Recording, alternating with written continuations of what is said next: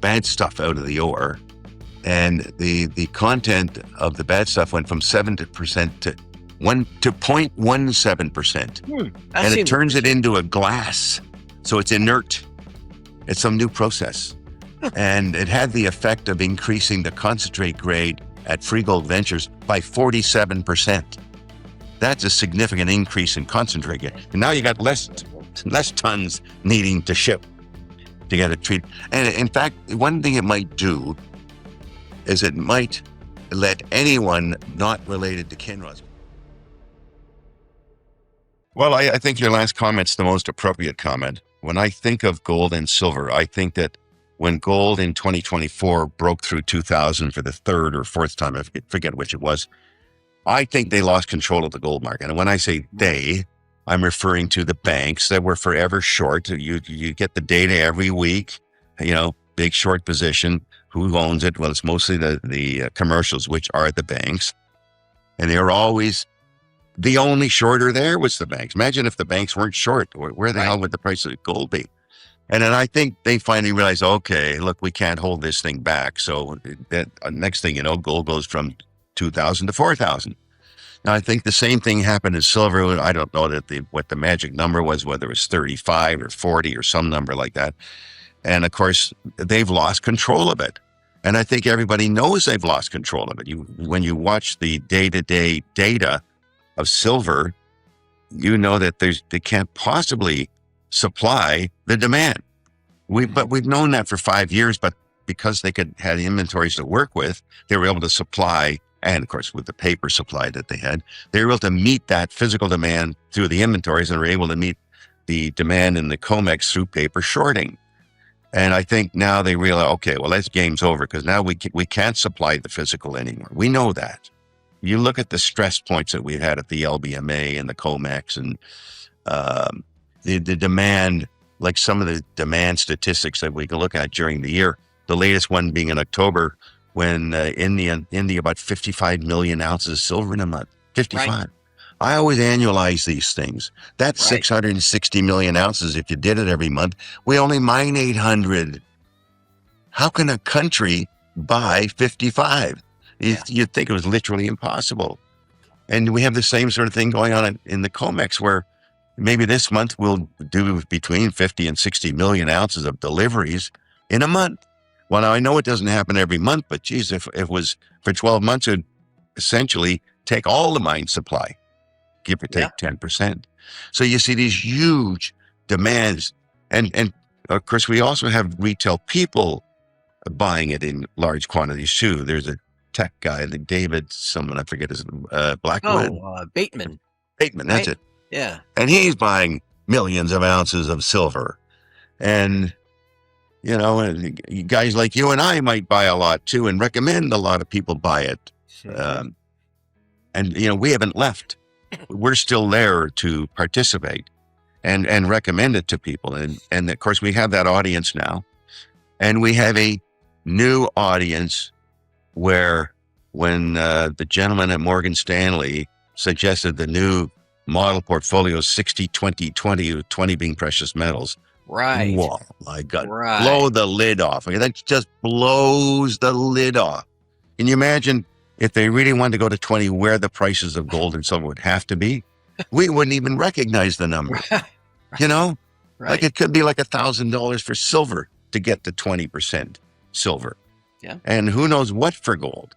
I don't know what the number would be, but it'd be multiples of 10,000 for sure. And then you have other people's, just imagine trying to get from 1% to 2%. We only produce 1% more gold in a year. Okay. So fine. You go from 1 to 101. How do you go from 1 to 2? The price has to change. The price of the underlying thing, the price of the commodity, the price of the shares. That's the only way that can go up. And then we're going to have in 26 sort of a crowding out thing that I'm sure happening now. I saw my first reporting on it recently when someone was talking about the strength of the Canadian dollar. Why is the Canadian dollar strong? It's because of gold and silver. Because if you want to buy gold and silver stocks, where do you go, my friend? Where do you go? That's true. Where do you go? Where does Yeah. the world go? And if the world's buying gold and silver stocks and the weighting of the stocks keep going up in the indices and you're a Canadian institution, how do you keep your weighting up when the shares are going offshore all the time? You can't. It's what I call the Nortel effect, where Nortel got to 30% of the index because everyone in the world was buying Nortel. And a Canadian institution, they couldn't, we can't own 30% if the world owns 30%. You know what I mean? Right. Yeah. So we're going to have that effect here where everyone buying these stocks, a lot of them have to come to Canada to buy them. And it strengthens the dollar remarkably. And of course, it gives a floor to the valuations of the stock. And then, of course, it's going to give a lift to the valuation of the stocks if, in fact, the institutional clients get on board. And you sort of sense that it's happening. We see it in the underwritings that take place. Who's buying them? Why are they buying them? How big are they buying them? And believe me, they're buying them way bigger than they were a year ago. They wouldn't even be buying them a year ago. Now some guy comes and wants 50 million of this issue, right? Out of nowhere. One institution. Right. So it's happening. For years, physical demand quietly overwhelmed supply, masked only by above-ground inventories. But those buffers are vanishing. Monthly silver purchases by individual countries now rival annual mining output when annualized. Deliveries through major exchanges increasingly strain available stockpiles, revealing a simple truth. Production alone cannot meet global demand. This imbalance has existed for years, but today it's visible. Retail investors, institutions, and even technology entrepreneurs are accumulating physical metal at scale. When paper claims no longer substitute for real ounces, markets are forced to reprice reality, and that process has already begun. That, Hycroft's going back into production, okay? Or someone's going to try to take him out for sure. I might be standing at the gate holding it closed, but that's... Well, let's do it. I just want to go back and do the math. You own 40% of the company and they have how much potential silver in the ground? Well, they already have $1.5 billion equivalent ounces of silver reserve. $1.5 billion. Okay. So let me go there. Here we go. Okay. So at $200, they'll only have 300 billion of metal value. They'll only have 300 billion of metal value. And the market cap's 1 billion of metal value. One. Now, if it goes to 200, what would their profit be? Goodness. Would you give them $200? Give them they got to make, let's say make 150. That's 75% of 300. It'd make, what's that? 2.25 billion. It's 225 billion. They'd make 225. Oh, I got to tax it. They'd make 150 billion. They'll earn 150 billion. And the market cap's 1. Well, what's the upside here, guys? Well, let me think. Would that be like 150 times, maybe? From here? Safe to say you like this one. Hey, in Corchers. Sounds like I can sense you're enthusiastic about that one, Eric. There's a bunch of great silver deposits, by the way. So, for example, Discovery has Cordero. Right. That's Hold on. Let me back. I got to stop you there. Yeah, jump in because I had somebody ask me. See, ask Eric if he's worried about Discovery and Cordero and how long it's taking to permit or whatever. No, I'm not worried about it. I'm pretty certain that if I was the Mexican government, I'd want Cordero into production. You would think. Think of the money we'll be making. Yeah. With the taxes and the royalties and whatever else these governments collect off of these guys. No, and they've given out quite a few permits already. And of course, Cordero is a big, complicated one. It's big, but I'm pretty certain they'll get it. There's a company owns the Metates mine, Chesapeake Gold. That's another huge one. I don't know whether it's 20 or 30 million equivalent ounces of gold. And I probably could do it in silver too, but I just don't have it in my mind. The stock trades for nothing. Now, there's been some dispute down there about the Mexican government wanted to take back some of the property. And I don't know how that dispute's going to work out. So I can't move into it as much as I am with Hycroft. I like what's going on in Nevada. They already have permits. They've already got the leach pad. They've already got all sorts of infrastructure. They got roads there and buildings there and repair depots and shit like that. So they're going to, when they start up, they'll start up fast. They might be 6 months. They just got to get past you at the gate with the lock. And A structural shift occurs when mainstream finance takes notice. Portfolio models that once allocated minimal exposure to precious metals are being reconsidered. Even modest changes, from 1% to 2% allocations, require price adjustments because supply cannot expand quickly. Mining output grows slowly, measured in fractions, while investment demand can surge overnight. As capital flows increase, metals must rise to balance the equation. This dynamic also reshapes currencies and equity markets, particularly in regions hosting mining companies. Capital concentration lifts asset values, strengthens currencies, and creates feedback loops that reinforce rising prices. That's been a wonderful, wonderful, wonderful, wonderful, wonderful experience of mine. I bought a piece of the Galena mine from America's Silver because they needed the money. And then Paul Hewitt, who was running Karora sold Karora. I did very well by Paul. He did a great job there. And he'd been my advisor on Galena board, just, to keep me updated on what was going on down at the mine. Because I should tell the listeners, I know nothing about mining, okay? Or geology, luckily, okay? You can do math, though. You're good with math. Anyway, he came along and said, look at Eric, would you vend in the Galena and I'm going to go in and take over control of running USA Silver or America's Silver. I said, sure, I'll vend it in. And I vended it in for some money for some shares of USA. I own, I think, 20% of USA, just under 20%. And of course, the price of silver has gone bananas. And it was a low, high cost producer, if you will, although they have very high grades at Galena, but they have lower grades down in Mexico. And Paul is a guy who gets things done, and he gets them done efficiently in the mine. I know nothing about mining. He knows everything about mining. He's done mining all his life. So he's done a phenomenal job here. Took over something called the Crescent Mine, which is a silver deposit beside Galena. They'll process the ore at Galena, so it'll be very efficient that way. They don't have to do it their own mill. So I think it's got lots of upside here. And I wouldn't be surprised that there's times in our lives between Paul and I that we might think of other good things that might go into America's gold and silver. That would be very positive. Yeah, let me think about that one. You might have a... Mining valuations tell a striking story. Many companies control vast metal resources in the ground, yet trade at fractions of their potential value. As prices rise, these deposits transform from marginal to strategic assets. Projects once dismissed as uneconomic suddenly become takeover targets or fast-track developments. The arithmetic is simple. When commodity prices multiply, asset values expand exponentially, while market capitalizations lag behind. This gap creates extraordinary leverage. History shows that during metal bull markets, mining equities often outperform the metals themselves, especially when institutional capital begins competing for limited exposure. Well, let me talk about Freegold first. They just came out with a very interesting announcement 2 days ago, where the arsenic content in their ore was something like 7%, and they're using a new process put out by Dundee Precious Metals, something. And they designed something to get the bad stuff out of the ore, and the content of the bad stuff went from 7% to 0.17%, and it turns it into a glass, so it's inert. It's some new process, and it had the effect of increasing the concentrate grade at Freegold Ventures by 47%.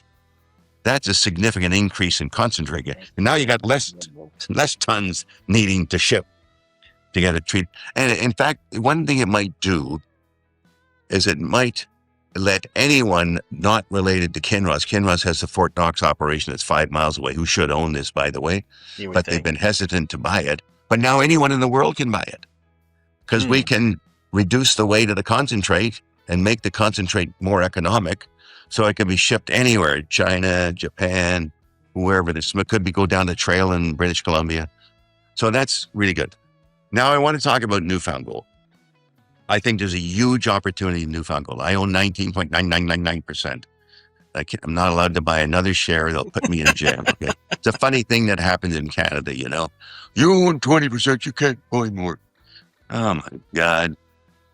Oh my God. What a You got to country. buy some politicians up there, Eric. Just, You don't know the right people, apparently. But oh go my. on with your Okay. 19.999%. Yeah. So anyway, they have done some interesting drilling and line and cutting. And the cutting one is where you cut a line on the surface of the ground and take out whatever's there and go assay it, okay, just to confirm what you have. And it's every 7.5 meters. You don't have a choice of where you're putting the cut, okay? You put it every 7.5 meters. In other words, there's no cheating going on here. Anyway, when they do this cutting, the grade Eric's calculation of the grade, just the grade they reported times the meters they reported, and I'm not cutting anything, okay? I multiply the numbers, and the grade at Keats was something like 40 grams per ton. And then in another test of Keats, another time was 40 grams per ton in a different part of Keats. Then they do the iceberg. We don't have the results at iceberg yet, but they'll be undoubtedly awesome. Then they do some drilling up at Dropkick, 11 kilometers away on the same strike, and they come up with, again, high grades. I don't even know what the average grade was. I'm going to say it was probably 25 grams. Then they go back to Keats, and they do what they call grade control drilling, where you have to drill every 5 meters, okay? So there's no picking and choosing where you're putting the drill. That's the first one. Then that came out to, in Eric's calculation, 45 grams. And this is now narrow drilling, okay? Now, when they did the assay, I'm going to say they did the assay like 15 months ago, it shocked me when they said, well, we've assayed the average grade is 2 grams, and we only have 2 million ounces. And I went, how could it be 2 grams? These guys drill holes that are nothing but double digits across the board almost, okay? And when you, instead of taking a wide thing with nothing in it, you take a narrow thing with just a high grade, the grade's not going to be 2. Eric says the grade's more like 20, okay? And if the grade's more like 20, we don't have 2 million ounces. We got 20 million ounces here. Yeah. And that's before new discoveries, which they announce new discoveries all the time. And we got 110 kilometers of this thing on 2 belts that go 110 kilometers. I believed it before when I first read about it, and we had these very intelligent geoscientists say, well, it's going to be like Timmins. Timmins is 190 million ounces of ore. This could be the same. It's got all the orogenic stuff that they had in Timmins. And these are smart guys. They believe it. And it's now looking more and more like it's really there. So All right. I can't buy it. I wish I could. Beyond investment, technology is reshaping demand. Solar energy already consumes a significant share of annual silver supply, and next-generation battery technologies could push consumption far higher. Solid-state batteries, promising faster charging and longer range, rely heavily on silver and other critical metals. Even partial adoption across electric vehicles would absorb massive amounts of annual production. These trends are not speculative. They are industrial and strategic. Nations investing in energy independence and electrification are securing materials early, recognizing that future shortages are easier to prevent than to solve once markets tighten. Well, there's lots that are overlooked. There's 190 of them in my portfolio. There's got to be a couple in there. There's a right? Erdene Resources, for example, is overlooked. Yeah. They're in Mongolia. Mm-hmm. They're producing now. They got an open pit mine with 4 gram open pit, 4 grams open pit. Most open pits are a gram or less. Okay, theirs is 4. And I think the 4 is not going to be 4. It'll probably be 6 when they mine it. Do you own Step too? The other Step Gold, Mongolian? also in Mongolia. Yeah. Yes, I own a fair amount of that. Not as much as Erdene. I own so many great stocks that are overlooked.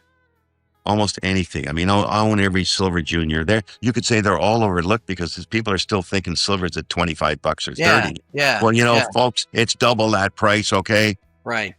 These stocks should they'll all be multi-baggers. By the way, I like this Don Durrett guy. Okay. Did you interview Don Durrett? I've not, but I know who he is. Okay. But Don, I love what Don does, because Don says, look, at my price for silver is 150. This stock over here, Silver Junior, that's going to go up by 10 times. Hey, he's right. At 150, it's going up by 10 times. Giddy up, go. Quarters, 200. Quarters, 2 quarters, 200. Sure, exactly. Yeah. How could you've never seen anything change quite like that that Yeah. has so many investment opportunities? Okay. Yes, we've seen the price of lead go up or the price of nickel go up. There are only four nickel companies you could buy, right? Right. We have probably 100 silver companies that could benefit by this, where the grade was too low or the deposit's too small. Well, a 30 million ounce deposit at $200, that's worth 6 billion now. 6 billion. Yeah. And their stock's probably trading at 52 million. Right. Yeah. I can't call it a day yet. I haven't mentioned one thing. I got to mention the solid state batteries. Okay. Oh, well, okay. And I think that this solid state battery is going to be so dynamic for the price of silver. And we haven't even seen 1% of the impact in silver yet. Well, Samsung develops a battery that charges in 9 minutes. Can anybody figure out why that's a good thing? Right. It goes 900 kilometers. Can anyone figure out why that's a world change?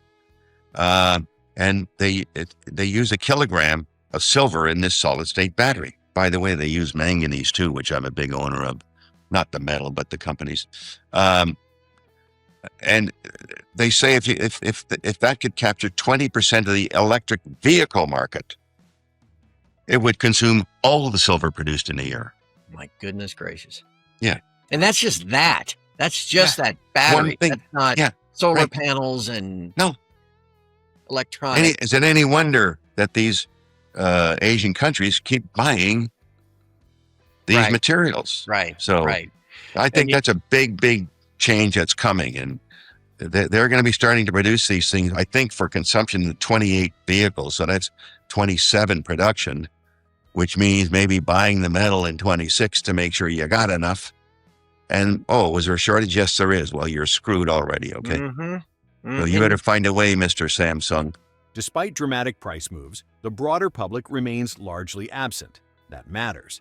Historically, the most extreme gains occur late in cycles, when participation becomes widespread and emotional.